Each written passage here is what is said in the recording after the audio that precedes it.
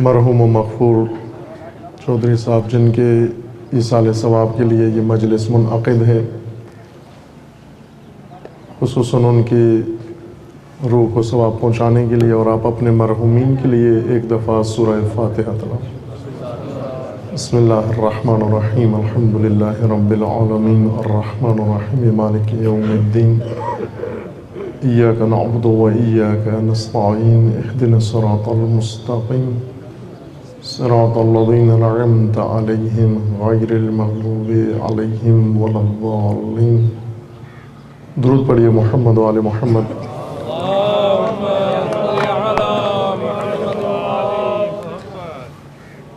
اعوذ باللہ من الشیطان الرجیم، بسم اللہ الرحمن الرحیم۔ الحمدللہ والصلاة والسلام علی رسول اللہ وآلہ آل اللہ،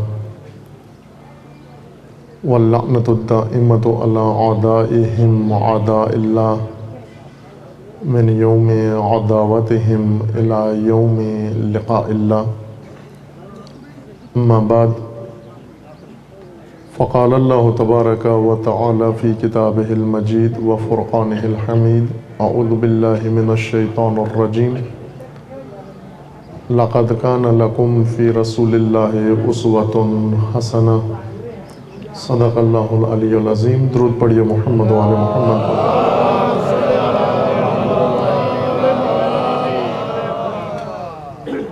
خداوند تبارک و تعالیٰ تمام مومنین کو اپنے حفظ و امان میں محفوظ فرمائے۔ تمام مومنین کی حفظ و سلامتی کے لیے صلوات پڑھیے محمد و آل محمد۔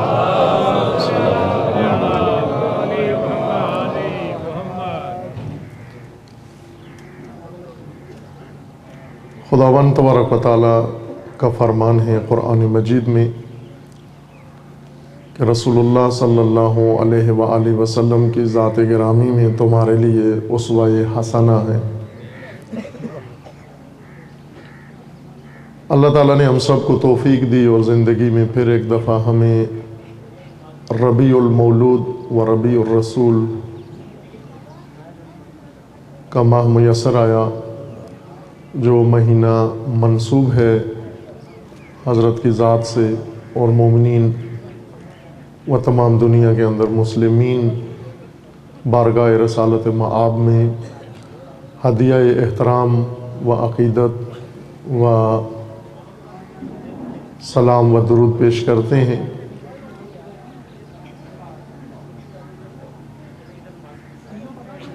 خداوند تبارک و تعالیٰ نے قرآن مجید میں رسول اللہ کی اطاعت کو واجب قرار دیا، اپنی اطاعت کے ساتھ ذکر فرمایا، اطیعوا اللہ و اطیعوا الرسول، اللہ کی اطاعت کرو اور اللہ کے رسول کی اطاعت کرو۔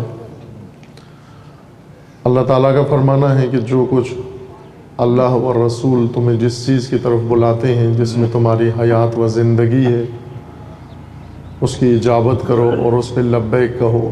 یا ایہا الذین آمنوا استجیبوا للہ وللرسول اذا دعاکم لما یحییکم۔ اللہ اور اللہ کا رسول جب تمہیں اس چیز کی طرف بلاتے ہیں جس میں تمہاری زندگی ہے، جس میں تمہاری حیات و بقا ہے، اس پر لبیک کہو اور اس کی اجابت کرو۔ اور ساتھ ہی خداوند تبارک و تعالیٰ نے رسول اللہ کی نافرمانی کو اسی طرح سے جرم و کفر قرار دیا جس طرح اللہ کی نافرمانی ہے۔ انکار خداوند تبارک و تعالیٰ بھی کفر کا سبب ہے، و انکار رسول بھی کفر کا سبب ہے۔ خدا کے فرامین کو ٹھکرانا معصیت و جرم ہے، رسول اللہ کے فرامین کو ٹھکرانا بھی معصیت اور جرم ہے۔ اللہ تعالیٰ نے رسول اللہ کو آخری منشور و دین کی کامل ترین شکل عطا کی، اور حضرت کو وہ عظیم منصب عطا کیا جو اس سے پہلے کسی نبی کو عطا نہیں ہوا تھا۔ کتاب مہیمن قرآن مجید اللہ تعالیٰ نے رسول اللہ کو عطا فرمائی، اور رسول اللہ کو درجہ خاتمیت انبیاء عطا فرمایا۔ خاتم صرف اسی کو نہیں کہتے جس پر جا کر سلسلہ نبوت ختم ہو گیا ہے، بلکہ خاتم اس مقام و عالی ترین درجے کو کہتے ہیں جس کے ذریعے سے سلسلہ نبوت تکمیل تک پہنچا ہے۔ اور یہ اعلان بھی خداوند تبارک و تعالیٰ نے قرآن مجید میں کر دیا کہ دین بھی خدا نے رسول اللہ کے دست مبارک سے کمال تک پہنچا دیا۔ الیوم اکملت لکم دینکم و اتممت علیکم نعمتی و رضیت لکم الاسلام دینا۔ یہ کامل ترین دین و کامل ترین کتاب اور کامل ترین رسول و خاتم الانبیاء و اشرف الانبیاء و اشرف الخلائق، جن کی امت ہونے کا فخر اور جن کی امت ہونے کا شرف ہم سب کو نصیب ہوا ہے۔ ہم اگر خداوند تبارک و تعالیٰ کی، جس طرح اللہ کا فرمانا ہے قرآن مجید میں، اگر تم میری نعمتوں کو گنو تو گن نہیں سکتے، اگر شمار کرو نہیں شمار نہیں کر سکتے۔ اس کا مطلب یہ نہیں ہے کہ ہم عدد میں خدا کی نعمتوں کو گنیں، بلکہ ایک ہی نعمت کو، خدا کی ایک ہی نعمت کو ہم شمار نہیں کر سکتے۔ اگر یہی نعمت عظمیٰ خداوند تبارک و تعالیٰ یعنی ذات گرامی پیغمبر اکرم صلی اللہ علیہ وآلہ وسلم، اسی نعمت کو اگر ہم شمار کرنا چاہیں، یہ ایک نعمت قابل شمار نہیں ہے ہمارے لیے۔ ہم درک سے عاجز ہیں۔ یہ اتنی عظیم نعمت ذات حق تعالیٰ نے ہمیں عطا کی، اس امت کو عطا کی، امت رسول اللہ کو و امت آخر الزمان کو عطا کی، اور ہر نعمت کا شکرانہ ہے، اس نعمت کا بھی شکرانہ ہے۔ امت نبی ہونا، امت نبی خاتم ہونا سب سے بڑا شرف ہے جو خداوند تبارک و تعالیٰ نے بشریت کو اور انسانیت کو عطا کیا ہے۔ امت کو بھی چاہیے کہ جس طرح اللہ نے اس کو سب سے اعلیٰ شرف سے نوازا ہے، امت بھی خدا کی بارگاہ میں اس طرح کا شکرانہ ادا کرے جو سابقہ کسی امت نے ادا نہیں کیا ہے۔ بڑی نعمتوں پر بڑے عمل کی ضرورت ہے، بڑی نعمتوں کے مقابلے میں بڑے شکرانہ کی ضرورت ہے۔ خداوند تعالیٰ نے قرآن مجید میں یہ بھی بتا دیا، اعلان فرما دیا کہ اے رسول انک میت و انہم میتون، دوسروں کو بھی اس دنیا سے اٹھ جانا ہے اور آپ کو بھی اس دنیا سے اٹھ جانا ہے۔ یہ قانون خدا ہے کہ بقا کسی کو اس دنیا کے اندر نہیں ہے۔ آپ کو بھی لوگوں کی آنکھوں سے روپوش ہو جانا ہے اور دوسرے تمام لوگوں کو بھی اس دنیا سے چلے جانا ہے۔ لیکن عزیزان، امت کے لیے یہ ایک بہت اہم نقطہ ہے کہ خاتم الانبیاء کو تو خداوند تبارک و تعالیٰ نے مبعوث فرما دیا اور کتاب کامل بھی انہیں عطا کر دی، اور یہ بھی اعلان کروا دیا کہ ان کے بعد کوئی نبی نہیں آئے گا۔ لیکن امت کے خاتمہ کا اعلان نہیں کیا۔ امت قیامت تک رسول اللہ کی جاری رہے گی۔ وہ رسول جو اس دنیا میں آئے، ہدایت کا منشور امت تک پہنچایا، اور پھر اللہ نے فرمایا کہ آپ کو بھی اس دنیا سے جانا ہے، دوسروں کو بھی اس دنیا سے جانا ہے۔ انک میت و انہم میتون، اور امت کو یہ خطاب کیا کہ جب رسول اس دنیا سے اٹھ جائیں تم کیا کرو گے، تمہارا عکس العمل کیا ہوگا، تمہارا رویہ کیا ہوگا۔ افإن مات او قتل انقلبتم علی اعقابکم، کیا یہ رسول کی جب آنکھ بند ہو جائے، اس دنیا سے اٹھ جائیں، تو تم واپس اسی حالت میں پلٹ جاؤ گے جس حالت سے رسول اللہ نے نکال کر تمہیں اشرف الامت بنایا ہے؟ آیا تم لوٹ جاؤ گے اسی سابقہ حالت کی طرف؟ تمہارے اندر معکوس انقلاب پیدا ہو جائے گا، تمہارے اندر کاؤنٹر انقلاب پیدا ہو جائے گا، تمہارے اندر عقبی انقلاب پیدا ہو جائے گا۔ انقلبتم علی اعقابکم، تم اپنی پشت پہ واپس چلے جاؤ گے جس حالت سے رسول اللہ نے تمہیں نکالا تھا۔ یہ وہ اہم مطلب تھا جس کا قرآن میں خداوند تبارک و تعالیٰ نے ارشاد فرمایا تھا کہ امت رسول اللہ کی حیات مبارکہ میں ہی اس نقطے کی طرف متوجہ رہے کہ ایک امت کو یہ معلوم ہونا چاہیے کہ ایک دن ہمیں رسول اللہ کے بغیر یہ سفر جاری رکھنا پڑے گا، اور جس دن رسول اللہ نہیں ہوں گے ہمارے درمیان، اس دن ہمیں کرنا کیا ہے؟ آیا ہمیں پیچھے کی طرف لوٹنا ہے یا آگے کی طرف بڑھنا ہے؟ قرآن نے فرما دیا کہ خیال رکھنا یہ رسول جب اس دنیا سے اٹھ جائیں، طبعی موت اس دنیا سے اٹھ جائے یا شہید کر دیے جائے، افإن مات او قتل، طبعی طور پر اس دنیا سے اٹھ جائیں یا قتل ہو جائیں، شہید ہو جائیں، امت نے کیا کرنا ہے اس دن؟ آیا امت نے لوٹ کر اپنی پہلی حالت پہ چلے جانا ہے، جاہلیت کی طرف چلے جانا ہے؟ یہ خطرہ تھا جس کا قرآن نے ارشاد فرمایا، اللہ تعالیٰ نے، کہ رسول کے بعد امت کی کمینگاہ میں یہ خطرہ بیٹھا ہوا ہے کہ واپس اپنی اس پہلی حالت پر تمہیں لوٹ کر نہیں جانا۔ پھر کیا کرنا ہے؟ جہاں پر تمہیں رسول اللہ نے لا کے پہنچایا ہے وہاں سے آگے آپ نے یہ سفر جاری رکھنا ہے۔ کس طرح سے جاری رکھنا ہے؟ اب یہاں مسالک کے اندر مختلف توجیحات ہیں۔ شیعہ امامیہ کے نزدیک رسول اللہ کے بعد اوصیاء و جانشین رسول ہیں، ائمہ ہدی و آل رسول ہیں، کہ ان کے ذریعے سے امت نے یہ سفر جاری رکھنا ہے اور اولیاء اللہ کے ذریعے سے یہ سفر جاری رکھنا ہے۔ لیکن امامیہ کے نزدیک ہی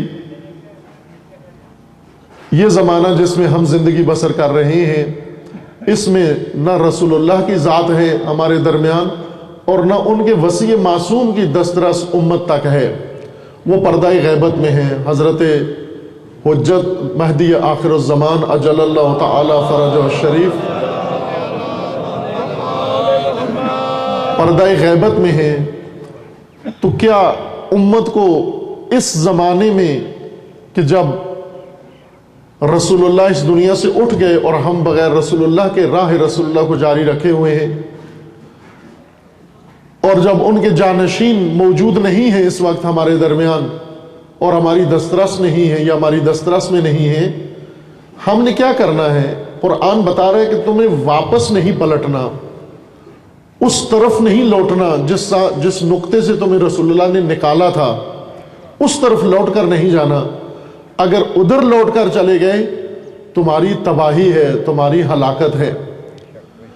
عزیزان گرامی، آج اگر ہم پوری امت اسلامیہ پہ غور کریں، فکر کریں، اور خصوصاً امت کا وہ حصہ جو اس مملکت پاکستان میں زندگی گزار رہا ہے، عظیم امت اسلامیہ کا ایک شعبہ، ایک ٹکڑا، ایک حصہ جو 17-18 کروڑ کے لگ بھگ اس سرزمین پاکستان پر بنام ملت پاکستان و ملت مسلمہ زندگی بسر کر رہے ہیں، آج ان اللہ تعالیٰ کے فرامین کی روشنی میں اپنا جائزہ لیں کہ رسول اللہ کی حیات مبارکہ کے بعد جب رسول اللہ اس دنیا سے اٹھ گئے، آج ہم کہاں کھڑے ہوئے ہیں؟ آیا ہم نے عقبی انقلاب کیا ہے؟ ہم واپس کہیں لوٹ کے وہیں تو نہیں پہنچے جہاں سے رسول اللہ نے ہمیں نکالا تھا، اور جہاں اللہ تعالیٰ نے فرمایا کہ کہیں ایسا نہ ہو مبادا رسول اللہ اس دنیا سے اٹھ جائیں اور تم لوٹ کر واپس اسی حالت میں چلے جاؤ جہاں سے تمہیں نکالا گیا تھا۔ جہاں پر رسول اللہ نے لا کر امت کو چھوڑا، امت کا کام وہاں سے آگے کی منزل کو طے کرنا ہے۔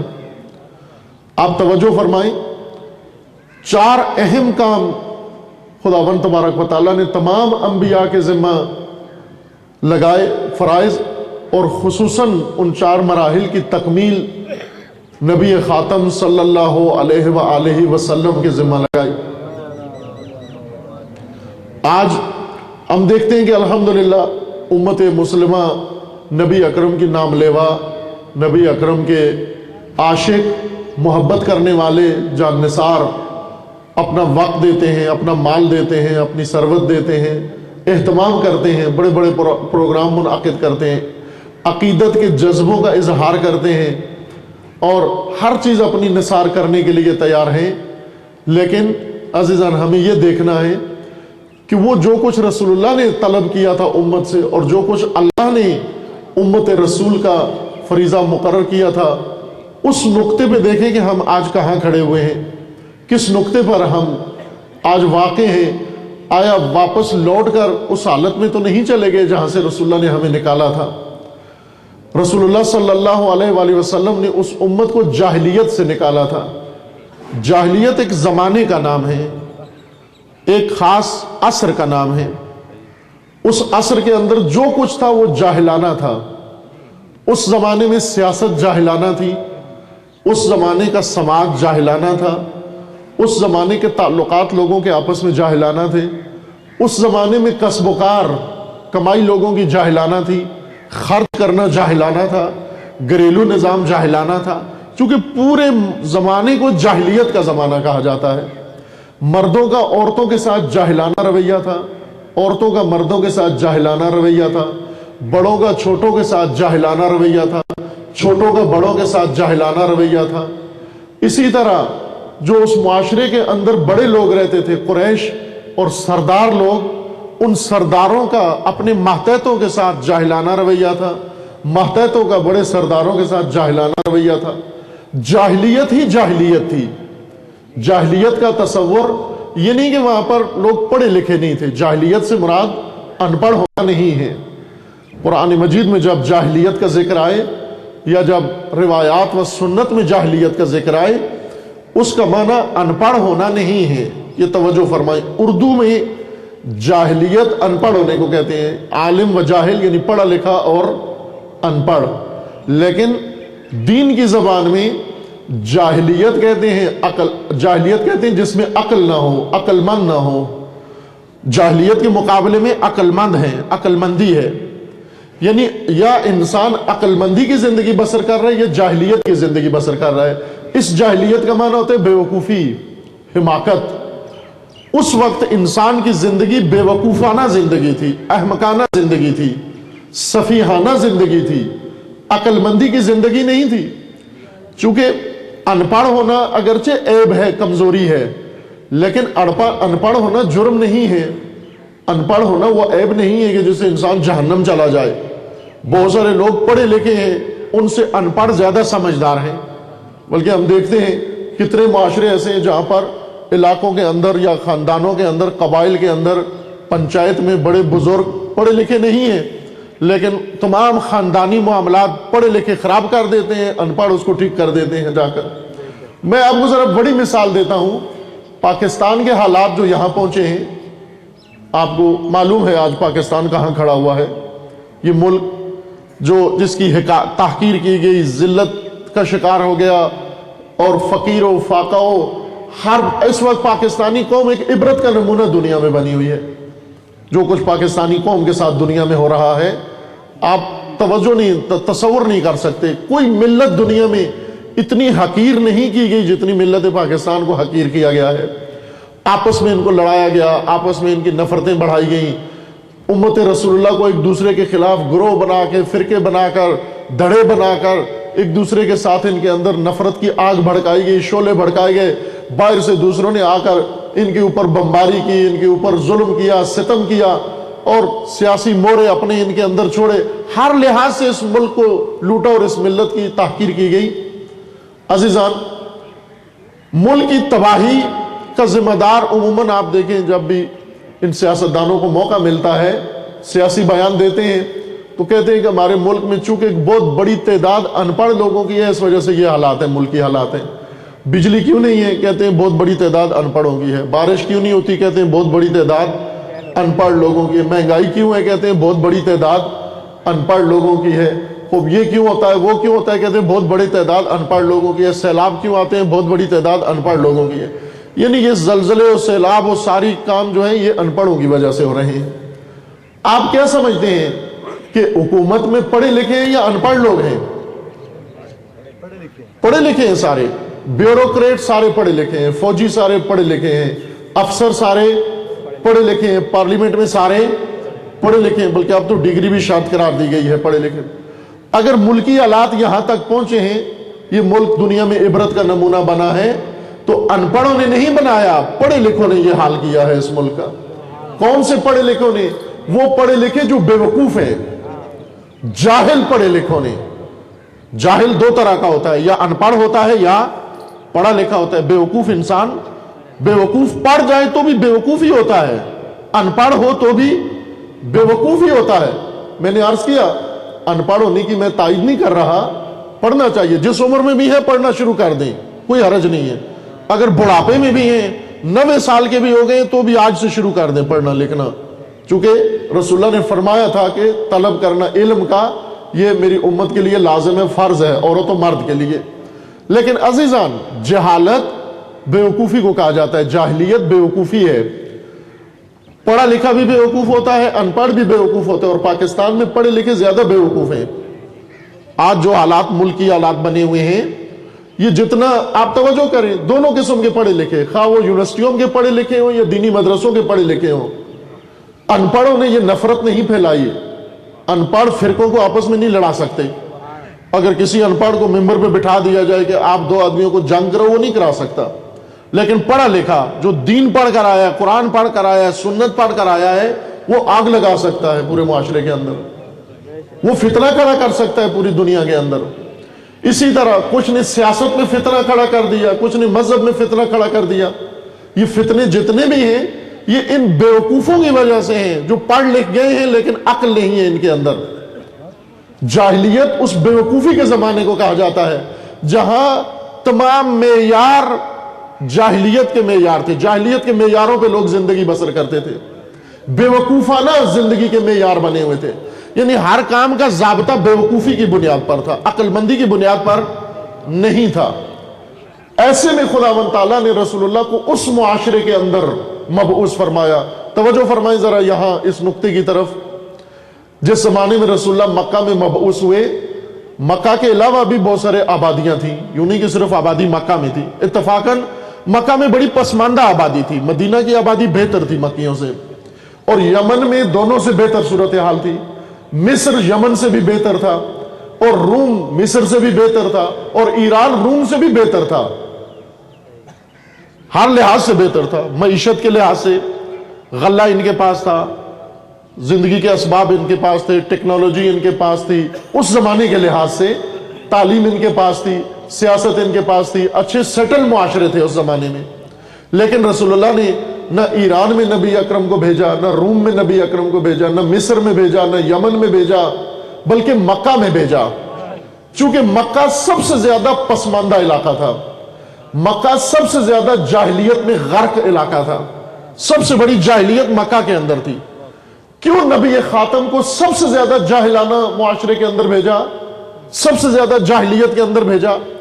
آج اگر کوئی پڑھا لکھا آدمی آئے، ڈاکٹر آئے، تو وہ اس کی کوشش یہ ہوتی ہے مجھے اسلام آباد میں اپوائنٹمنٹ ملے، اگر اسلام آباد میں نہیں ملتی تو لاہور میں مل جائے، لاہور میں نہیں ملتی تو ملتان میں مل جائے، پھر ایک ایک شہر پیچھے پیچھے آتا ہے، لیکن پہلے دن آ کر یہ آرزو نہیں کرتا کہ مجھے ایک پسماندہ گاؤں میں مجھے ڈاکٹر لگا دیا جائے۔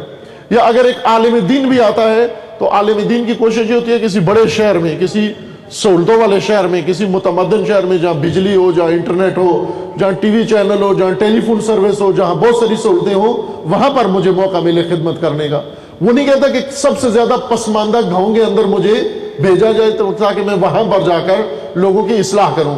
لیکن خداوند تبارک و تعالیٰ نے سب سے بڑے معلم کو، انسانیت کے سب سے بڑے معلم کو،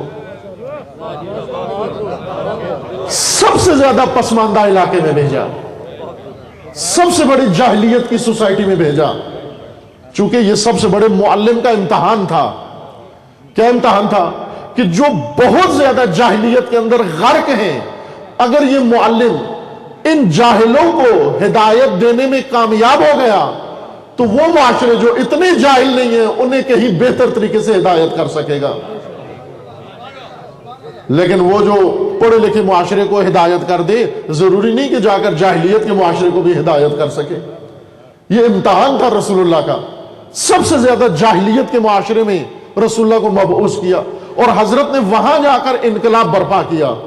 عزیزان، تصور نہیں کر سکتے ہم کیا کارنامہ رسول اللہ نے انجام دیا، کیا انقلاب رسول اللہ نے برپا کیا کہ جاہلیت سے، غرق جاہلیت کے اندر لوگوں کو وہاں سے نکالا، جن کی ہر چیز جاہلیت میں ڈوبی ہوئی تھی، ہر چیز جاہلیت میں ڈوبی ہوئی تھی۔ توجہ فرمائیں، میں چند نمونے ان کے پیش کرتا ہوں جو تاریخ میں سب نے لکھے ہیں۔ یہ کوئی اعتقادی بات نہیں ہے کہ اس کو ہم شیعہ سنی کا حوالہ دے کے بات کریں۔ تاریخ کی بات ہوتی ہے، تاریخ مشترک ہوتی ہے سب کی، عقیدے الگ الگ ہوتے ہیں، تاریخ الگ الگ نہیں ہوتی، تاریخ سب کی ایک ہوتی ہے۔ تاریخ کا اصل سرے سے ہم یہ بھی نہیں کہہ سکتے کہ اسلامی تاریخ یا غیر اسلامی تاریخ تاریخ ہوتی ہے، ہسٹری ہے، جو بھی مطالعہ کرے اس کو یہ تاریخ کے اندر یہ حقائق نظر آئیں گے کہ جاہلیت کے زمانے میں عرب خصوصاً مکہ کے اندر یہ حد تھی ان کی جاہلیت کی کہ یہ تو ہم تو سنتے رہتے ہیں کہ عورتوں کو بیٹی پیدا ہونے پہ شرم محسوس کرتے تھے. اگر کسی عرب کے گھر میں بیٹی پیدا ہوتی تھی تو شرم سے سر جھک جاتا تھا اس کا، ایسے لگتا تھا اس کو جیسے اسے کوئی بہت بڑا جرم ہو گیا ہے، منہ دکھانے کے قابل نہیں ہوتے، اور زندہ اٹھا کر بیٹیوں کو قبروں میں دفن کراتے. ابھی بھی خداوند تعالیٰ آپ سب کو انشاءاللہ حج کی توفیق عطا فرمائے. آپ جب مشرف ہوں زیارت حج بیت اللہ پر تو وہاں قریبی جبل کعبہ کے ساتھ ہی ایک قبرستان ہے، پرانا قبرستان، پوچھئے گا جا کر. آج کل چونکہ مٹا رہے ہیں، مسمار کر رہے ہیں سارے آثار، وہاں شاید اب نہ ہو لیکن کچھ سال پہلے تک تھا وہ قبرستان، جہاں یادگار ہے کہ جہاں پر پتہ نہیں کتنی، چونکہ تاریخ میں تو نہیں لکھا گیا کتنے نفوس، کتنی بیٹیاں یا کتنی خواتین ان جاہلوں نے وہاں دفن کی تھی زندہ. وہ قبرستان معروف ہے کہ جہاں پر بیٹیوں کو زندہ درگور کیا جاتا تھا، زندہ بچی کو قبر میں ڈال کر اس کے اوپر مٹی ڈال دیتے تھے. یہ ایک کام کرتے تھے، یہ آپ سب نے سنا ہوا ہے، یہ اس قسم کا معاشرہ تھا. اور اس سے بھی بڑا ظلم یہ ایک ہوتا تھا کہ عورت انسان نہیں سمجھی جاتی تھی، عورت کو جانوروں کی طرح مال سمجھا جاتا تھا. مال مویشی میں سے تھی عورت، جس طرح ہم کہتے ہیں نا مال ہے، مال مویشی ہے. یہ ہے نا، یہاں لوگوں نے بھینس پالی ہوتی ہے، گائے پالی ہوتی ہے، بکری پالی ہوتی ہے، ان کو کیا کہتے ہیں؟ یہ ہمارا مال ہے، یہ مال ہے. عورت مال سمجھی جاتی تھی. ایک ایسے معاشرے میں رسول اللہ کو خدا نے بھیجا جہاں خواتین کو، جنہیں اللہ نے انسان بنایا ہے، تمام انسانی خصوصیات کے ساتھ بنایا ہے، اس معاشرے میں اسے مال سمجھا جاتا تھا. اور جب باپ مر جاتا تھا تو جس طرح باپ کی بھینسیں یا باپ کی، وہاں تو نہیں ہوتی تھی بھینسیں، میں مثال دے رہا ہوں چونکہ یہاں پر ہوتی ہیں، مال چوکھر جو ماں باپ کا ہوتا تھا وہ وراثت میں بیٹے کو مل جاتا تھا. یعنی اونٹ، بیڑ، بکریاں، گھوڑے، خچر جو باپ نے پالے ہوتے تھے وہ وراثت میں بیٹے کو منتقل ہو جاتے تھے. ساتھ ہی باپ کی بیوی بھی مال کے طور پر بیٹے کو وراثت میں مل جاتی تھی، مال اور چوکھر کے طور پر. یہ اس معاشرے کی حالت تھی. اور اس معاشرے کے اندر توجہ کریں، جاہلیت اور بیوقوفی کے اعمال دیکھیں. تاریخ میں ایک جنگ کا ذکر آیا ہے کہ مکہ کے گرد عربوں میں جنگ ہوئی، 40 سال تک یہ جنگ لڑی جاتی رہی، اور ہزاروں لوگ دونوں طرف سے جو فریقین تھے جنگ کے، ہزاروں لوگ قتل ہوئے. یہ جنگ شروع کس پر ہوئی؟ اس جنگ کا آغاز ہوا ایک چھپکلی پر. چھپکلی نما ایک جانور ہوتا ہے، شاید آپ آشنا ہو، سانڈا کہتے ہیں جس کو، ملخ، سانڈا ہی کہتے ہیں یہاں بھی جی. سانڈا چھپکلی کی طرح کا ہوتا ہے. عربوں کی بڑی مرغوب غذا ہے، بڑا لذیذ. ان کو تل کے اور باربیکیو بنا کر اس کا کباب بنا کے عرب کھاتے ہیں چھپکلی کی طرح. اس کا شکار کرتے تھے یہ عرب، چھپکلیاں پکڑتے تھے پھر اس کو بھون کے تڑک کے کھاتے تھے. یہ ایک عرب نے نیزہ لیا وہ چھپکلی پکڑنے کے لیے. چھپکلی میں اس لیے کہہ رہا ہوں کہ سب کو سمجھ میں آ جائے، ممکن ہے بعض ہمارے جوانوں کو سانڈا سمجھ میں نہ آئے. وہ شکار کرتا ہوا دوڑتا ہوا اس چھپکلی کے پیچھے گیا. وہ چھپکلی دوڑتی ہوئی دوسرے عرب کے خیمے میں داخل ہو گئی. ایک اور قبیلے کا وہاں پڑاؤ تھا، وہاں پر ان کی بستی تھی، وہ دوڑتی ہوئی اس کے خیمے میں چلی گئی. یہ نیزہ لیے ہوئے گیا اور اس نے کہا کہ میرا شکار آپ کے خیمے میں آیا، مجھے پکڑنا ہے. اس نے کہا کہ ہمارے ہاں یہاں رسم ہے کہ جو ہمارے ہاں پناہ لے لے ہم اسے دشمن کے حوالے نہیں کرتے. اس چھپکلی نے ہمارے ہاں پناہ لے لی ہے، اور عرب رسومات کے مطابق ہم دشمن کے حوالے پناہ گزین کو نہیں کرتے. بار کہ وہ بھی عرب تھا، یہ بھی عرب تھا، دونوں میں آپس میں ٹھان گئی، اور اس نے نیزہ مارا اس کو، اس نے نیزہ مارا اس کو. نتیجہ یہ ہوا کہ دونوں کے قبیلے والے آ گئے، اس کا قبیلہ آ گیا، اس کا قبیلہ آ گیا، اور جنگ شروع ہوئی. یہ جنگ جو چھپکلی پر شروع ہوئی 40 سال تک جاری رہی. 40 سال جنگ لڑی، ہزاروں لوگ اس قبیلے کے اس نے مار دیے اور ہزاروں لوگ اس قبیلے کے اس قبیلے نے مار دیے۔ عزیزان، اس قسم کے معاشرے میں رسول اللہ تشریف لائے جہاں پر چھپکلی کی وجہ سے قبائلی جنگ شروع ہو گئی۔ اب آپ خود بتاؤ اس معاشرے کا نام آپ کیا رکھیں گے؟ آیا جاہلیت کا معاشرہ تھا یا نہیں تھا؟ بیوقوف لوگوں کا معاشرہ تھا یا نہیں تھا؟ احمقوں کی دنیا تھی یا نہیں تھی؟ اس وقت خداوند تبارک و تعالیٰ نے رسول اللہ کو مبعوث فرمایا۔ رسول اللہ کا کام بہت سادہ نہیں تھا، یعنی اس طرح سے نہیں تھا جیسے آج ایک مولانا کسی آبادی میں آئے، پہلے سے مسجد بنی ہوتی ہے، مومن پہلے سے کلمہ پڑھے ہوئے ہوتے ہیں، پہلے سے انہوں نے بہت کچھ سیکھا ہوتا ہے، انہیں صرف نماز پڑھانی ہوتی ہے۔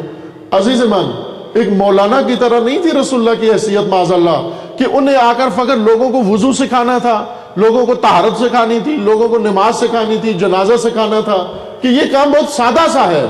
رسول اللہ نے آ کر ان کو بیوقوفی کی زندگی سے نکال کر دین کی زندگی میں لانا تھا، شیطانوں کی عبادت چھڑا کر، بتوں کی عبادت چھڑا کر اللہ کی بندگی میں لانا تھا، جاہلیت سے نکال کر انہیں بندگی خدا میں لانا تھا۔ یعنی یہ اعمال ان سے چھڑانے تھے، بت چھڑانے تھے۔ مورتیاں انہوں نے بنائی ہوئی تھی اور بتوں سے اتنی محبت تھی ان کو، چونکہ ان کے بڑوں نے ان کو بتایا ہوا تھا کہ یہ بت ہیں جو تمہیں سب کچھ دیتے ہیں، یہ بت تمہیں رزق دیتے ہیں، یہ بت تمہیں بارش برساتے ہیں، یہ بت تمہیں اولاد دیتے ہیں، یہ بت تمہیں مال دیتے ہیں، یہ بت تمہیں کھانا دیتے ہیں، رزق پہنچاتے ہیں۔ ہر چیز ان بتوں کی وجہ سے ہے۔ اور بت بھی کچھ مشترک بت تھے، کعبہ میں رکھے ہوئے تھے، انہوں نے کعبہ بت قدہ بنایا ہوا تھا۔ کچھ بت خاندانی بت تھے، ایک قبیلے کا الگ بت تھا، پھر خاندانوں کا، اور خاندان کے اندر بھی افراد کے الگ الگ بت تھے۔ بیوی نے الگ بت بنایا ہوا تھا، شوہر نے الگ بت بنایا ہوا تھا۔ جب مسلمان بھی ہو گئے، اتنی محبت بتوں سے ان کو زیادہ تھی کہ رسول اللہ نے ان سے کہا کہ یہ بت چھوڑو۔ مسلمان ہو چکے تھے، نمازیں بھی پڑھنا شروع کر دیں، اور آ کر رسول اللہ کے سامنے روتے تھے۔ وہ یہ کہتے تھے کہ آپ جو کہیں ہم کرنے کے لیے تیار ہیں، ہم نمازیں بھی پڑھیں گے، ہم روزے بھی رکھیں گے، ہم حج بھی کریں گے، ہم جہاد بھی کریں گے، ہم جان بھی اللہ کی راہ میں دے دیں گے، لیکن مہربانی کر کے یہ ہمارے بت ہمارے پاس رہنے دیں۔ ہم ان کی پوجا نہیں کریں گے لیکن رہنے دیں، ہمارے گھر میں پڑے رہیں، یہ ہم انہیں صندوقوں میں بند رکھیں، انہیں توڑے نہیں۔ رسول اللہ نے دیکھا کہ ان کے دلوں سے بتوں کی محبت نکل نہیں رہی۔ فتح مکہ کے موقع پر رسول اللہ نے سب سے پہلے جا کر، توجہ فرمائیں، رسول اللہ نے اپنے دشمنوں کو معاف کر دیا جنہوں نے رسول اللہ کے ساتھ کئی جنگیں لڑی تھی، جنگ بدر لڑی، جنگ احد لڑی، جنگ خندق لڑی، کتنی جنگیں مشرکوں نے آ کر مدینہ میں رسول اللہ کے خلاف لڑی، اور حمزہ سید الشہداء جیسی عظیم شخصیات کو جنہوں نے مارا، قتل کیا تھا، رسول اللہ نے ان دشمنوں کو معاف کر دیا اور بے جان بتوں کو توڑ دیا۔ ان بتوں کو کہا کہ بت میں سے کوئی نہیں چھوڑیں گے ہم، اور بتوں کو توڑ کر، توجہ فرمائیں، بتوں کو توڑ کر، آپ میں سے گئے ہوں گے حج پر بہت سارے مومنین کرام، اور بہت سارے انشاءاللہ جائیں گے، بڑھاپے سے پہلے پہلے حج چلے جائیں۔ آج بڑھاپے کی عبادت نہیں ہے، جوانی کی عبادت ہے۔ اللہ نے فٹ لوگوں کو بلایا ہے، انفٹ لوگوں کو نہیں بلا۔ بیٹھے نہ رہیں کہ انفٹ ہو جائیں پھر حج کرنے جائیں ہم، جب تک فٹ ہیں جسمانی طور پر حج کر کے آ جائیں انشاءاللہ۔ اللہ تعالیٰ سب کو انشاءاللہ توفیق دے۔ مسجد الحرام میں داخل ہونے کے کئی دروازے ہیں، اب تو بڑھا دیے گئے ہیں، ہر حکومت نے آ کر کچھ دروازے اپنے نام سے اضافہ کر دیے، لیکن کچھ پرانے دروازے ہیں رسول اللہ کے زمانے سے۔ ان میں ایک باب شیبہ ہے، باب شیبہ مسجد الحرام کا دروازہ تھا۔ باب شیبہ سے پہلی دفعہ جو حاجی مسجد الحرام میں داخل ہوتا ہے اس کے لیے ثواب زیادہ یہ ہے کہ وہ باب شیبہ سے داخل ہو۔ تمام مسلمین پہلی دفعہ جاتے ہیں، آج کل مسلمین زیادہ جاتے ہیں جہاں رش کم ہو، اس دروازے سے جاتے ہیں جہاں رش تھوڑا ہو، لیکن مستحب یہ ہے کہ باب شیبہ سے جائیں، رش ہو تو بھی اسی باب سے جائیں، رش نہ ہو تو بھی اسی دروازے سے جائیں۔ کیوں؟ اس لیے کہ رسول اللہ نے فتح مکہ کے موقع پر علی علیہ السلام کو اپنے دوش پہ کھڑا کیا، اور جتنے بت تھے کعبہ کے اندر وہ گرائے اور توڑ کر ان کو پامال کیا، ٹکڑے ٹکڑے کیا، اور ان بتوں کو باب شیبہ کے اندر دفن کیا، اس دروازے کے نیچے دفن کیا، اور دفن کر کے تمام امت کو کہا کہ جو حاجی بھی کعبہ کی طرف آئے باب شیبہ سے گزر کے آئے۔ یعنی ان بتوں کو نہ صرف چھوڑنا ہے بلکہ چھوڑ کر، ان کی عبادت چھوڑ کر ان کو توڑنا بھی ہے، اور توڑ کر ان کو دفن بھی کرنا ہے، اور دفن کر کے ان کو اپنے پاؤں تلے روندنا بھی ہے۔ یہ بہت سخت تھا ان کے لیے یہ کام، لیکن رسول اللہ نے یہ کام کروایا ان سے کہ ان بتوں کو اپنے پاؤں تلے روندو۔ آج تک اس لیے علماء بھی فتویٰ دیتے ہیں کہ باب شیبہ سے گزرنا مستحب ہے۔ کیوں باب شیبہ سے گزرو؟ عزیزان، جاہلیت کو پاؤں تلے روندنا ضروری ہے، جاہلیت کی نشانیوں کو توڑنا ضروری ہے۔ انقلاب اسی طرح سے آتا ہے، جاہلیت کے رشتے توڑو، جاہلیت کے بت توڑو، جاہلیت کی مورتیاں توڑو، اور توڑ کر ان کو دفن کرو اور پاؤں تلے روندو، تاکہ آپ کی نسلوں کو پتہ چل جائے کہ اب جاہلیت کا دور ختم ہو کر ہدایت کا دور شروع ہو چکا ہے۔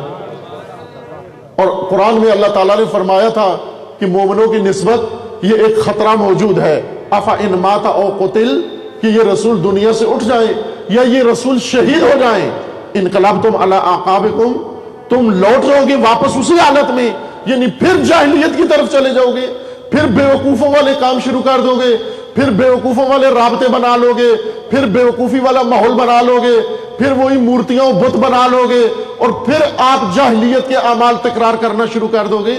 یہ خطرہ تھا امت کے لیے جو بعد از رسول اللہ موجود تھا۔ عزیزان، آج اگر ہم دیکھیں، ہم دیکھتے ہیں کہ متاسفانہ و صد افسوس و ہزار افسوس و صد ہزار افسوس کہ امت مسلمہ میں آج پھر جاہلیت کے آثار نظر آتے ہیں۔ کون سے جاہلیت کے آثار؟ بتوں میں سے ایک سب سے بڑا بت وطنیت ہے، کہ ان تازہ خداؤں میں بڑا سب سے وطن ہے، کہ یہ بت ہے، قوم پرستی بت ہے، شخصیت پرستی بت ہے، قبیلہ پرستی بت ہے، نسب پرستی بت ہے، یہ نئی تہذیب کے بنے ہوئے بت ہیں۔ آج پھر جاہلیت ہے، لیکن فرق یہ ہے کہ اس جاہلیت میں ٹیکنالوجی نہیں تھی، آج کی جاہلیت میں ٹیکنالوجی ہے۔ اس جاہلیت میں ان پڑھ تھے لوگ، آج کی جاہلیت میں پڑھے لکھے لوگ ہیں، لیکن رابطے ان کے وہی ہیں، کام ان کے وہی ہیں۔ اس وقت بھی وہی کام کرتے تھے، آج بھی وہی کام کرتے ہیں۔ آج بھی عورت کو انسان نہیں سمجھا جاتا، آج بھی عورت کو شہوت کی تسکین کا ذریعہ سمجھا جاتا ہے۔ اس وقت اس کو مال سمجھا جاتا تھا بیچنے کے لیے، آج بھی اس کو ذریعہ سمجھا جاتا ہے انہی کاموں کے لیے۔ اس وقت بھی روابط قبائلیت کی بنیاد پر تھے، ایمانی رابطے نہیں تھے، اور آج بھی ہم دیکھیں کہ رابطے قومیت کی بنیاد پر، لسانیت کی بنیاد پر، علاقائیت کی بنیاد پر ہیں، ایمانی رابطے نہیں ہیں۔ اس وقت بھی بیوقوفوں کی طرح چھپکلی پہ 40 سال تک لڑتے رہتے تھے، اور آج بھی ایسی جنگیں مسلمانوں کے اندر موجود ہیں کہ چھپکلی سے بھی زیادہ پس چیز کے اوپر بعض اوقات دو گروہ بن جاتے ہیں اور فریق آپس میں لڑنا شروع کر دیتے ہیں۔ یہی وہ جاہلیت تھی عزیزان جس سے رسول اللہ نکالنے کے لیے آئے امت کو، اور نکال کر ایک شاہکار امت بنائی۔ اس طرح کی امت رسول اللہ نے بنائی کہ قرآن مجید میں خداوند تبارک و تعالیٰ نے ان لوگوں کو فرمایا کہ پہلے تم جاہلانہ و بیوقوفانہ زندگی بسر کرتے تھے، آج تم خیر امت اخرجت للناس، آج تم بہترین امت اور روئے زمین کے اوپر جو رسول اللہ نے بنائی تھی۔ لیکن یہ بہترین امت اپنے خیر الامت ہونے کا بھرم باقی نہیں رکھ سکی۔ آج اس بھرم کو زندہ کرنا ہے دوبارہ عزیزان من۔ ماہ مولود ہے و ماہ ربیع رسول ہے، کم از کم اس مہینے کے اندر جہاں پر ہم اپنے عشق و محبت کا اظہار کرتے ہیں بارگاہ رسالت مآب میں، وہاں پر رسالت مآب کی اس محنت اور رسالت کا بھی بھرم ہمیں رکھنا ہے۔ آج جب توجہ فرمائیں، ایک حدیث ہے حضرت امام جعفر صادق علیہ السلام سے،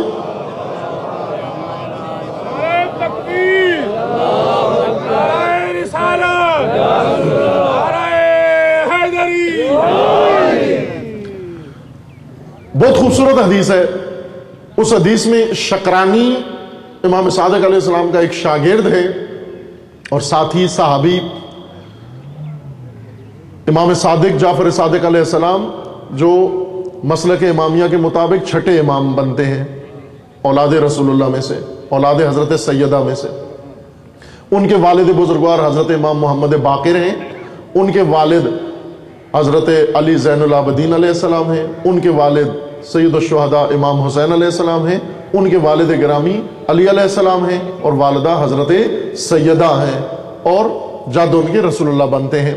یعنی حضرت زہرا کی اولاد سے چھٹی اولاد کہہ لیں، چھٹی نسل۔ ان کے ایک شاگرد ہیں، بہت باعظمت شخصیت ہیں حضرت امام صادق علیہ السلام۔ اہل سنت کے کئی ائمہ شاگرد ہیں امام صادق علیہ السلام کے، اور یہ بعض ائمہ اہل سنت کا فرمانا ہے کہ وہ 2 سال جو میں نے جعفر صادق کی خدمت میں بسر کی ہے وہی میری کل زندگی بنتی ہے، جو میں نے حضرت جعفر صادق کی خدمت میں. اور یہ بہت فضائل ہیں، امام صادق علیہ السلام کی بہت عظیم فضائل ہیں.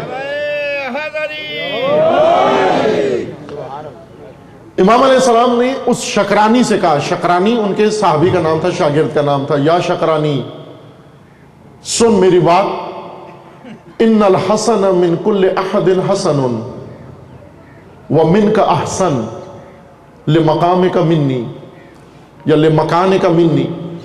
اے شکرانی تو سن، اچھائی بلائی جو بھی کرے اچھا ہے، بہت اچھا ہے، لیکن تو کرے تو بہت ہی اچھا ہے. کوئی بھی انسان روئے زمین پر اگر اچھائی کرتا ہے، اچھا کام کرتا ہے، وہ بہت خوب ہے اس کی طرف سے، لیکن تو اگر انجام دے تو سب سے اچھا ہے. کیوں؟ لمکانک منی، چونکہ تجھے میرے ساتھ نسبت ہے. وَأَنَّ الْقَبِيحَ مِنْ كُلِّ أَحَدٍ قَبِيحٌ وَمِنْكَ أَقْبَحٌ. اور اے شکرانی، جو بھی برائی کرے، وہ سب، جو بھی انسان برائی کرے، جو برائی کرے وہ برائی ہے اور برا ہے وہ انسان، لیکن تو نے اگر برائی کی سب سے بڑی برائی ہوگی. کیوں؟ اس لیے کہ تیری نسبت میرے ساتھ ہے. تو میرے ساتھ منسوب ہو کر برائی کرے، یہ سب سے بڑی برائی ہے. عزیزان، یہ قانون صرف امام علیہ السلام نے اپنی ذات کے لیے نہیں بیان کیا، یہ قانون بیان کیا کہ ہر انسان یہ دیکھے کہ منسوب کس سے ہے. کام کرنے سے پہلے یہ دیکھ لے کہ میری نسبت کس کے ساتھ ہے. جس کے ساتھ نسبت ہے، کام کی برائی اتنی زیادہ بڑھ جائے گی. نسبت برائی کو کم کر دیتی ہے، زیادہ کر دیتی ہے. نسبت اچھائی کو کم کر دیتی ہے، زیادہ کر دیتی ہے. اگر دنیا میں مسیحی کوئی اچھا کام کرے تو اچھا کام کہلائے گا، لیکن امت رسول اگر اچھا کام کرے وہ بہت اچھا کام کہلائے گا. وہی کام. کیوں؟ اس لیے کہ اس کی نسبت رسول اللہ کے ساتھ ہے. اور اگر دنیا میں کوئی بھی غلط کام کرے وہ غلط کہلائے گا، لیکن امت رسول میں سے اگر کسی نے غلط کام کیا وہ بہت غلط کام کہلائے گا، کیونکہ اس کی نسبت رسول اللہ صلی اللہ علیہ وسلم سے ہے. اس نسبت کا بھرم رکھنا ہے امت کو. عزیزان، آج ہم اپنا جائزہ لیں کہ بعد از رحلت رسول اللہ ہماری حالت آج کیسے بنی ہوئی ہے. آج ہماری حالت کیسی ہے؟ آیا ہم کیا کہلانے کے قابل ہیں؟ ہم امت رسول جو رسول اللہ نے خیر و امت بنائی تھی وہ ہیں، یا وہ امت تھی جس کے بارے میں قرآن نے کہا کہ رسول اللہ کے بعد تم واپس نہ پلٹ جانا اپنی سابقہ حالت پر، بلکہ جہاں تمہیں رسول چھوڑ کے گئے اس سے چند قدم بھلائی کی راہ میں آگے ہی جانا، پیچھے نہیں جانا. لیکن جس معاشرے میں آج ہم رہ رہے ہیں، جو حالت آج ہماری ہے، یہ حالت وہ نہیں ہے جس پر رسول اللہ خوش ہو. میں سابقہ چند سال سے ربیع المولود کے جب ایام آتے ہیں تو مومنین کی خدمت میں حاضر ہونے کا موقع ملتا ہے. بعض مجالس میں یہ عرض کیا تھا مومنین کی خدمت میں، دیکھو جشن میلاد رسول ہے اور ہم کتنے خوش ہیں، چراغاں ہیں، جھنڈیاں ہیں، نعتیں ہیں، جشن ہے، سرور ہے، اور کیا سے کیا کہ الحمدللہ مسلمین سرشار ہیں عشق رسول اللہ سے انجام دے رہے ہیں. اور خدا کرے کہ یہ سلسلہ بڑے انشاءاللہ، کرنا بھی چاہیے. اگر ہم جشن نہیں منائیں گے، میلاد رسول اللہ پر نہیں منائیں گے تو پھر کہاں منائیں گے ہم؟ کس کی خوشی منائیں گے ہم؟ یہ ضرور ہونا چاہیے. لیکن یہ دیکھیں کہ جس دن میلاد رسول اللہ، جس دن میلاد رسول ہے، ساری امت خوش ہے. امت کو ایک نگاہ یہ بھی دیکھ لینا چاہیے کہ جس کی میلاد پہ ہم خوش ہیں آج وہ بھی ہم سے خوش ہے یا نہیں. بعض اوقات ہوتا ہے نا کہ عموماً یہ علاقوں میں، گاؤں میں یہ پرانی روایت موجود ہے، لڑکیاں لڑکوں کے زبردستی رشتے کر دیے جاتے ہیں. یہ نہ کیا کریں عزیزان، یہ کوئی مسئلے کی بات نہیں ہے، اسلام کی بات ہے. نہ لڑکی کا رشتہ زبردستی کریں، نہ لڑکے کا رشتہ زبردستی کریں. لڑکے اور لڑکی کی رضا ضروری ہے نکاح کے لیے. اگر راضی نہ ہو تو شرعاً ان کا نکاح درست نہیں ہوتا. پہلے ان کی رضا لے لیا کریں. رضا بھی ڈنڈے سے نہیں، تھپڑ سے کہ ہاں کرو ورنہ جوتا لگے گا. جوتے سے رضا نہیں ملتی، وہ دل سے راضی ہو. اگر دل سے راضی ہو پھر آپ کریں. بعض جگہ زبردستی عقد ہو جاتا ہے اور بارات ہوتی ہے، ناچ رہے ہوتے ہیں لوگ، کیا کیا شرعی و غیر شرعی ساری رسومات انجام دے رہے ہوتے ہیں، اور جس کی شادی ہے وہ اندر بیٹھی ہوئی ہجلے میں رو رہی ہے. سب خوش ہیں سوائے اس کے جس کو خوش ہونا چاہیے. آج تو سب سے زیادہ خوشی اس کو ہونی چاہیے نا جس کی شادی ہے. دوسرے تو خوش ہو رہے ہیں ولیمے کی وجہ سے، دوسرے خوش ہو رہے ہیں مٹھائی کی وجہ سے. ابھی کھا کے خوشی ساری رفو ہو جائے گی ان کی، لیکن اصل خوشی تو اس کو ہونی چاہیے جس کی شادی ہے۔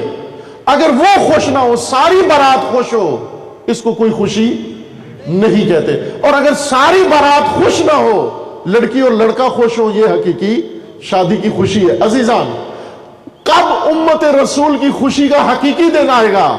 جس دن اللہ اس امت سے خوش ہو جائے اور جس دن رسول اللہ اس امت سے خوش ہو جائے، وہ اس امت کے لیے جشن کا دن ہوگا۔ اور ہمیں معلوم ہے اللہ کیسے خوش ہوگا اور کب خوش ہوگا۔ اس دن خوش ہوگا جب ہم اس اللہ کے احکام کے مطابق عمل کرنا شروع کر دیں گے، جس دن رسول اللہ کے فرمان کے مطابق عمل کرنا شروع کر دیں گے، اس دن رسول اللہ عزیزان ایمان خوش ہوں گے ہم سے۔ ہم جشن کا اہتمام کریں، لیکن رسول اللہ سے بھی پوچھ لیں کہ آیا آپ آج خوش ہیں یا خوش نہیں ہیں؟ عموماً ہم جشن و مجلس جب ہوتی ہے تو نعت پڑھتے ہیں، قصیدہ پڑھتے ہیں، ربائی پڑھتے ہیں، منقبت پڑھتے ہیں۔ مجالس بھی جو ہوتی ہیں محرم کی، ان میں بھی ایسا ہی ہوتا ہے۔ مجالس اہل بیت میں بھی مصائب پڑھتے ہیں، فضائل پڑھتے ہیں، نثر میں پڑھتے ہیں، نظم میں پڑھتے ہیں، خود شاعر خطیب مضمون تیار کر کے لے آتے ہیں اور پھر اس کے بعد آ کے سناتے ہیں مومنین کو۔ عزیزان، کم از کم مجلس رسول اللہ اگر ہو تو رسول اللہ کو بھی اس مجلس میں بولنے کا حق ہونا چاہیے، چونکہ ان کی مجلس ہے۔ یہ نہ ہو کہ میں بولتا رہوں اور رسول اللہ سے کہوں کہ آپ سنتے رہیں، میں بول رہا ہوں۔ اگر اہل بیت کی مجلس ہے تو اہل بیت کو بھی اپنی مجلس میں اظہار ان کا حق ہونا چاہیے، وہ بھی بتائیں کہ ہم بھی آپ سے کچھ مطالبہ رکھتے ہیں، ہم بھی آپ سے کچھ تقاضا رکھتے ہیں، ہماری بھی تھوڑی سی بات سنو۔ مجلس رسول اللہ میں قول رسول اللہ بھی تو آ جانا چاہیے، مجلس رسول اللہ میں فرمان رسول اللہ بھی آنا چاہیے، مجلس اہل بیت میں فرامین اہل بیت بھی آنے چاہیے۔ اگر ہم ان کی مجلس میں آ کر کچھ اظہار کریں گے، ہم اپنی عقیدت کا اظہار کر سکتے ہیں، اس سے زیادہ کسی چیز کو ان کی بارگاہ میں پیش نہیں کر سکتے۔ لیکن وہ اگر بولیں گے تو وہ عقیدت کا اظہار نہیں کریں گے، وہ حقیقت کا اظہار کریں گے، وہ حقیقت جو اللہ نے ان کو عطا کی ہے۔ رسول اللہ حقیقت کا اظہار کریں گے۔ اور آج سب سے زیادہ ہماری ضرورت و ہماری حاجت ہے کہ ہمارے سامنے اس حقیقت کا اعلان کیا جائے، اس حقیقت کا اظہار کیا جائے جو رسول اللہ اپنی زندگی میں حیات مبارکہ میں اعلان کر کے گئے امت کو، اور امت کو خیر الامت کا درجہ دے کر گئے، بہترین امت کا درجہ دے کر گئے، امت وسط قرار دے کر گئے، معتدل ترین امت قرار دے کر گئے۔ لیکن آج امت رسول اللہ کا جو حال ہے، علامہ اقبال نے ایک ہدیہ عقیدت پیش کیا رسول اللہ کی بارگاہ میں، نعت پیش کی ہے، بہت خوبصورت ہے علامہ اقبال کی یہ نظم۔ اے باد صبا کملی والے سے جا کہیو پیغام میرا، اے باد صبا، باد صبا کہتے ہیں صبح کی ہوا کو، وہ صبح صبح جو لطیف ہوا چلتی ہے وہ نسیم سحر، نسیم صبح، وہ باد سحر ہے۔ اے باد صبا کملی والے سے جا کہیو پیغام میرا، قبضے سے امت بیچاری کے دین بھی گیا دنیا بھی گئی۔ اے باد صبا کملی والے کو جا کر میرا یہ پیغام پہنچانا، اور جا کر کیا کہنا، یہ عرض کرنا کہ یا رسول اللہ آپ کی امت کے قبضے سے دین بھی نکل گیا دنیا بھی نکل گئی۔ آج نہ دین ہے اس کے پاس نہ دنیا ہے اس کے پاس، جبکہ آپ جب اس دنیا سے اٹھے اس وقت دین بھی ان کے پاس تھا دنیا بھی ان کے پاس تھی، اتنا متاع گران بہا اس امت کے پاس تھا، لیکن آج نہ دین بچا ہے اس کا اور نہ ہی دنیا بچی ہے۔ یہ امت اپنا سب کچھ لٹا چکی ہے، اس امت کے اوپر ڈاکہ پڑا ہے اور اس امت کی ہر چیز دشمن لوٹ کے لے گیا ہے۔ امت رسول اللہ میں برادری و اخوت تھی، انما المؤمنون اخوہ، رسول اللہ نے حکم خدا سے مومنوں کے اندر اخوت و بھائی چارہ قائم کیا۔ وَاعْتَصِمُوا بِحَبْلِ اللَّهِ جَمِيعًا وَلَا تَفَرَّقُوا، خداوند نے قرآن مجید میں فرمایا کہ تم آپس میں بھائی بنو اور یاد کرو اس زمانے کو، اللہ کی اس نعمت کو کہ تم دشمن تھے اور خدا نے اپنے لطف و کرم سے تمہیں بھائی بنا دیا۔ فَأَصْبَحْتُمْ بِنِعْمَتِهِ إِخْوَانًا، یاد کرو اس زمانے کو، وَاذْكُرُوا إِذْ كُنْتُمْ أَعْدَاءً فَأَلَّفَ بَيْنَ قُلُوبِكُمْ فَأَصْبَحْتُمْ بِنِعْمَتِهِ إِخْوَانًا، یاد کرو جب تم دشمن تھے اور اللہ نے اپنے لطف و کرم سے اپنے حبیب کے ذریعے سے تمہارے دلوں سے نفرتیں نکالی اور تمہارے دلوں کے اندر محبت و اخوت ڈالی. یہ سب سے گران بہا متاع تھا جو اللہ نے عطا کیا رسول اللہ کے ذریعے، اخوت و برادری. آج جو اقبال کہہ رہے ہیں کہ باد صبا میرا پیغام کملی والے سے جا کر کہنا کہ اس امت کے قبضے سے ہر چیز لٹ گئی، ان کا سب کچھ دشمن اٹھا کر لے گیا. عزیزان، یہ امریکی دشمن، برطانوی دشمن، یورپی دشمن، انگریز دشمن اس امت کے اندر سے سب کچھ لوٹ کر لے گیا، ہر چیز لوٹ کر لے گیا. اس ملت کے اوپر سینکڑوں سال انہوں نے حکومت کی. حکومت کرتے ہوئے یہاں سے سونا اٹھا کے لے گئے، ثروت اٹھا کے لے گئے، مال اٹھا کے لے گئے. آج ملکہ برطانیہ کے تاج میں جو ہیرا لگا ہوا ہے وہ سرزمین بر صغیر سے چرا کر لے کر گئے ہیں. چوری کا ہیرا اپنے تاج میں لگا کر شاہ بنے ہوئے ہیں، بادشاہ بنے ہوئے ہیں چوری کے ہیروں سے. آخر کوئی ڈاکو اگر کسی کا مال چرا کے پگڑی بنا کے بڑا بن کے پھرتا پھرے تو چور ہے سب سے بڑا. یہ چور قومیں آئیں اس ملک کے اندر، اس سرزمین کے اندر، لوٹ کر سب کچھ لے گئی. ہمیں افسوس ہوتا ہے وہ لوٹ کر لے گئی سب کچھ، لیکن ہمیں مادی آج بھی بعض عدلیہ ہمارے بنا ہوا ہے کیس جی، سوئٹزرلینڈ عدالتوں کو خط لکھو، کیس بنا ہوا ہے نا ایک جی، نہ دوسرا سوئس کیسوں والا 3-4 پاکستان میں سکینڈل ہی سکینڈل ہے نا، ہر ایک کے ذہن میں خاص سکینڈل آ رہا ہے. NRO نا، وہ جو سوئس کیسوں میں پاکستان کی دولت بیرون ملک باہر کے بینکوں میں لوٹ کے لے گئے، جمع کرائی گئی. 60 ملین یا 60 کتنے ارب ڈالر وہ وہاں پر پاکستان کے ان بینکوں کے اندر جمع ہے. عدالت نے پچھلے سال یہ حکم دیا تھا کہ انہیں خط لکھ کے معلوم کریں حالات. خوب سب عدلیہ، چیف جسٹس، دوسرے تیسرے سب میڈیا لگا ہوا ہے کہ یہ خط لکھ کے یہ لٹی ہوئی دولت واپس منگوائے. اگر وہ دولت واپس بھی آ جائے، وہ لٹی ہوئی دولت واپس بھی آ جائے، اس سے پاکستان کے حالات ٹھیک نہیں ہوں گے. عزیزان، اس دولت سے زیادہ قیمتی چیز پاکستان کی لٹ گئی ہے. وہ کون سی چیز لٹی ہے؟ ہماری برادری، محبت اور اخوت لٹ گئی ہے. یہ اخوت لوٹائے واپس. چیف جسٹس کو بھی چاہیے یہ برادری واپس لوٹائے، چیف فوجی کو بھی چاہیے یہ برادری واپس لوٹائے، چیف ایگزیکٹو کو بھی چاہیے یہ برادری و اخوت واپس لوٹائے. علماء دین کا فریضہ بنتا ہے یہ اخوت جو رسول اللہ نے قائم کی تھی اور جسے چور اور ڈاکو لوٹ کر لے گئے، یہ اخوت اس امت رسول کے اندر واپس لوٹائیں، یہ برادری اس امت کے اندر واپس لوٹائیں. یہ نفرت کا جو بیج بویا ہے اس فصل کو جڑ سے اکھاڑ کے باہر پھینکے، اور اخوت و محبت و الفت کا بیج جو رسول اللہ نے بویا تھا وہ لوٹی ہوئی دولت واپس بلائیں. رسول اللہ نے اس امت کو عزت دی تھی. ان العزت للہ وللرسول وللمؤمنین، عزت اللہ کے لیے، عزت رسول کی ہے اور عزت مومنین کے لیے ہے. لیکن آج امت رسول جو پاکستان میں رہ رہی ہے اس کی عزت نہیں ہے، اس کی عزت لٹ چکی ہے. آج سارے مل کر وہ عزت لوٹا کر آئیں تاکہ پاکستانی ملت سرفراز ہو، عزیز ہو. یہ ملت عزت کے ساتھ زندگی بسر کرے. اس ملت کے سب کچھ لٹ گیا. اے باد صبا کملی والے سے جا کے یو پیغام میرا، قبضے سے امت بیچاری کے دین بھی گیا، دنیا بھی گئی. اس کی دنیا بھی لوٹ کر لے گئے، اس کا دین بھی لوٹ کر لے گئے، اس کی محبت بھی لوٹ کر لے گئے، اس کا اخوت بھی لوٹ کر لے گئے، ہر چیز اس کی لوٹ کر لے گئے. آج فرد کو ایک دوسرے کے ساتھ دشمن بنا دیا گیا، مسلمان کو مسلمان کا دشمن بنا دیا گیا، ان کو ہر طرح سے تقسیم کر دیا گیا. یہ لٹا ہوا مال عزیزان واپس لانا ہے. ہم اس دن سب امت مل کر ایک جشن منائیں گے. وہ جشن وہ ہوگا جس میں امت بھی خوش ہوگی، رسول امت بھی خوش ہوں گے اور خداوند تبارک و تعالیٰ کی ذات بھی راضی ہوگی. وہ جشن کا دن کون سا ہوگا؟ جس دن پاکستان کے اندر اخوت کا مظاہرہ کر کے ساری امت اسی رشتہ اخوت میں مل جائے گی جس طرح رسول اللہ نے اوس و خزرج کو آپس میں ملا دیا تھا، جس طرح مہاجر و انصار کو آپس میں ملا دیا تھا. آپ دیکھیں ان کے نسب الگ، مہاجروں کا نسب الگ، انصاریوں کا نسب الگ، ان کا قبیلہ الگ، ان کا قبیلہ الگ. رسول اللہ نے ان سب کو آپس میں ملا دیا تھا. وہ جو افریقہ سے بلال آیا تھا اس کو ایک سردار کے ساتھ بھائی بنا دیا، ہر ایک کو ایک کے ساتھ بھائی بنا دیا رسول اللہ نے. اور یوں نہیں کہ رسول اللہ نے صرف امت کو بھائی بنایا، خود بھی بھائی بنے.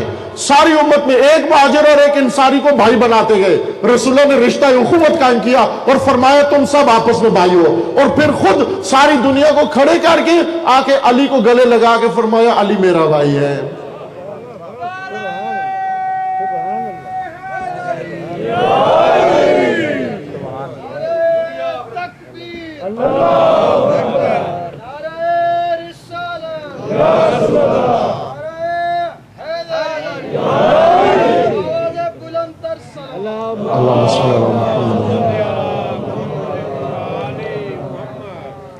تمام جو کچھ امت کے اہتمام ہیں, عبادتیں ہیں, خدا شاہد ہے میں ایک طالب علمانہ اپنا ایمان آپ کی خدمت میں عرض کر رہا ہوں, جو کچھ جس بات پہ یقین ہے وہ عرض کر رہا ہوں کہ یہ مجلس جس ترکیب و جس ترتیب کی, اگرچہ ایک مومن کی ریلت کی وجہ سے یہ مجلس منعقد ہوئی ہے, لیکن بہترین مجلس جو رسول اللہ کے دل کو خوش کر سکتی ہے وہ اس طرح کے مناظر ہیں, جہاں پر تمام مسلمین بھائی بن کر اخوت کے رشتے میں قائم ایک ہی جگہ پر بیٹھ کر اور ایک ہی ذکر رسول اللہ کا سب کر رہے ہیں اور سن رہے ہو.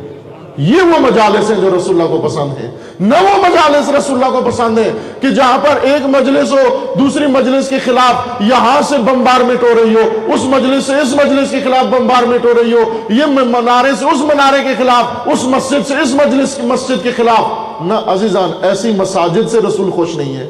ایک مسجد مکہ مدینہ میں بنائی گئی, خداوند نے حکم دیا اے رسول یہ مسجد زرار ہے, اس مسجد کو گرا دو جا کر. یہ زرار کی ضرر نقصان دہ مسجد ہے, کیونکہ اس مسجد سے نفرت اور منافقت کی بو آتی ہے. ہر مسجد سے رسول اللہ خوش نہیں ہے, ہر مجلس سے رسول اللہ خوش نہیں ہے. وہ جب تک رسول اللہ کی تعلیمات اس مجلس کے اندر زندہ نہ ہو. ہم کر سکتے ہیں عزیزان, اکتفا نہ کریں, صرف ہم اپنے روزمرہ مسائل میں اتنے غرق ہو گئے کہ اپنے فرائض بھول بیٹھے, اپنی ذمہ داریاں بھول بیٹھے, لا تعلق ہو کر اور اپنے آپ کو فاسد و فاسق و فاجر لوگوں کے رحم و کرم پر چھوڑ دیا ہے. ابھی توجہ کریں, مومنین بیٹھ کر آپس میں مشورے کر رہے ہوتے ہیں اور یہ فیصلے کر رہے ہوتے ہیں مومن کہ کس فاسق کو ووٹ دینا ہے. اللہ اکبر. مومن بیٹھ کر یہ سوچ رہے ہوتے ہیں کہ ہم نے کس فاسد و کس فاسق کو, کس ڈاکو کو ووٹ دینا ہے. مومنین کے شاہ نشان یہ میٹنگیں نہیں ہیں. مومن کو نہیں ایسے سوچنا چاہیے. آیا ہو سکتا ہے کہ مومن بیٹھ کر یہ فیصلے کر رہے ہو ہم کس کافر کو ووٹ دیں. کیا فرق پڑتا ہے فاسق و فاجر میں اور کافر میں؟ وہ جو کافروں کے ہی مورے ہیں ان کے بارے میں ہم بیٹھ کر اپنے ووٹ ان کو دے کر اور ان کو لوٹنے کا مزید موقع دے رہے ہو. نہ عزیزان, وہ جس کو خداوند تبارک و تعالیٰ نے خیر امت بنایا وہ آپ لوگ ہیں. وہ جنہوں نے رسول اللہ کا راستہ جاری رکھنا ہے وہ آپ لوگ ہیں. اپنے آپ کو فاسقوں کے چنگل میں گرفتار مت کرو. اس طرح سے اپنے آپ کو بناؤ کہ یہ فاسق تمہارے تابع فرمان بن جائیں.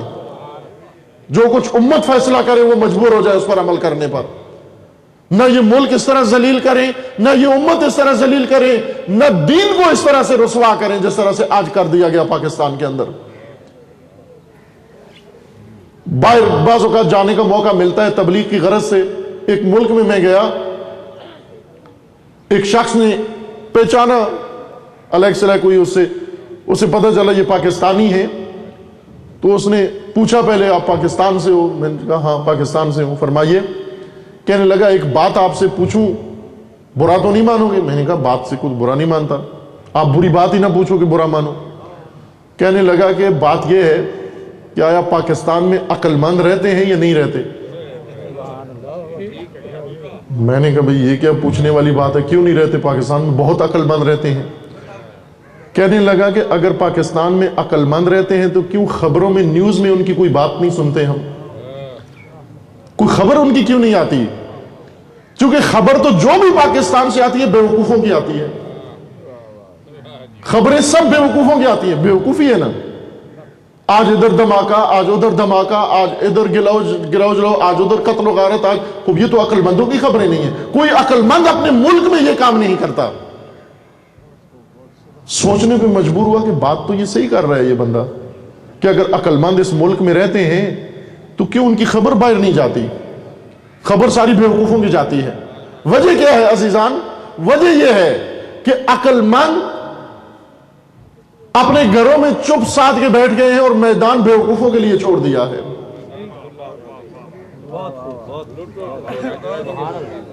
عقل مند اپنے عافیت اپنے آسائش کی خاطر کہ ہمیں کوئی تکلیف نہ پہنچے, ہمیں کوئی دکھ نہ پہنچے, چپ کر کے گھروں میں بیٹھ گئے ہیں اور امت کو حوالے کر دیا ڈاکوؤں اور چوروں کے.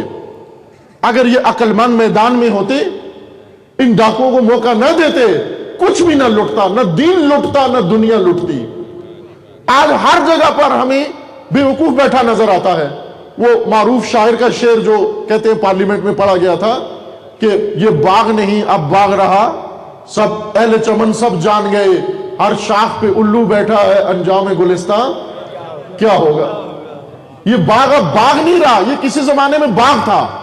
جب باغ تھا تو بلبلیں بولتی تھی, لیکن آج الو بولتے ہیں. ہر جگہ پر بیٹھ کر الو بول رہے ہیں, کوے بول رہے ہیں. کیوں؟ یعنی ہر وہ جگہ جہاں سے نفرت پھیلائی جا رہی ہے. میڈیا پر, آیا میڈیا پہ بلبلیں بول رہی ہیں؟ الو بول رہے ہیں میڈیا پر. یہ الو بول رہے ہیں, الوؤں کے پٹھے بول رہے ہیں, آ کر قوم کو گمراہ کر رہے ہیں. اسی طرح مذہبی سٹیجوں پر جہاں پر دینی بلبلیں آ کر بولتی اور دین کے خوبصورت اور برادرانہ نغمے آ کر امت کے سامنے پیش کرتے اور دینی محبت پھیلاتے, سٹیجوں پر بھی الو آ کر بولنا شروع ہو گئے. سیاست میں الو چلے گئے, ہر شعبے میں, تعلیم میں الو چلے گئے. کیوں؟ اس لیے کہ عقل مندوں نے اپنے گھر سنبھال لیے ہیں. عقل مندوں کو اب یہ فکر ہو گئی ہے کہ ہم اپنی عزت بچائیں. عقل مند عزت اس طرح سے نہیں بچتی. اگر سیلابی ریلا تیرے گھر کی طرف آ رہا ہو اور تو دوڑ کے گھر کے اندر چلا جائے اور دروازہ بند کر کے سیلاب سے بچنے کی کوشش کرے, یہ سیلاب گھر سمیت تجھے بہا کے لے جائے گا ساتھ اپنے. اگر بچنا چاہتے ہو سیلابی ریلے سے, عقل مندی یہ نہیں ہے کہ دروازہ بند کر کے اندر پلنگ پہ آ کے لیٹ جاؤ, بلکہ گھر سے دور بند باندھو تاکہ تیرے گھر تک یہ سیلابی ریلا نہ آئے. اس کو وہیں پر روکو, اس کے سامنے بند باندھو. عزیزان, یہ جو فتنے ہیں آپ کی طرف بڑھ رہے ہیں, آپ گھروں سے نکلو, ان کے سامنے بند باندھو. کون سا بند؟ عقل مندی کا بند. عقل مندی کا بند باندھو اور درایت کا بند باندھو, اخوت و محبت کا بند باندھو, اتحاد و وحدت کا بند باندھو اور آپس میں محبت کا بند باندھو. نفرتوں کے خلاف نفرتیں جواب نہیں دیتی, نفرتوں کے خلاف محبتوں کا جواب ہونا چاہیے. محبتوں کے بند باندھو کہ یہ نفرتیں مزید نہ پھیلیں. یہ کام ہم کر سکتے ہیں. نکلیں گھروں سے اور یہ مظاہرہ کریں انشاءاللہ.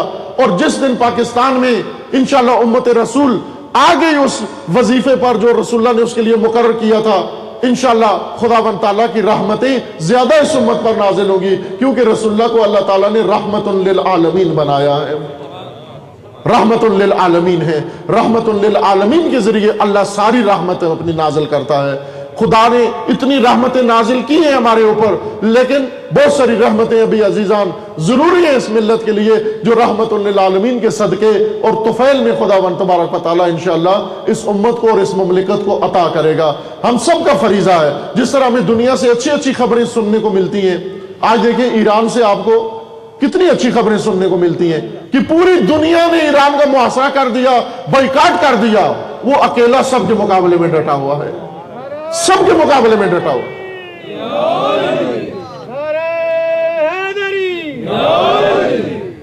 کیوں ڈٹے ہوئے ہیں؟ پاکستان ایٹمی طاقت ہے, ایران ایٹمی طاقت. ساری دنیا ایٹم بناتی ہے تاکہ ملک محفوظ ہو جائے. پاکستان نے ایٹم بم بنایا, ایٹم بم غیر محفوظ ہو گیا. ابھی ڈر رہے ہیں یہ ایٹم بم کو اٹھا کر نہ لے جائے, چونکہ وہ رحمت خاص, جرت, شجاعت, غیرت جو اللہ کی رحمت خاص ہے. اللہ جب کسی قوم کو عام نعمتیں دیتا ہے, غلے دیتا ہے. غلے کافروں کے پاس زیادہ ہیں. انڈیا میں دیکھیں غلہ زیادہ ہے, امریکہ میں غلہ زیادہ ہے.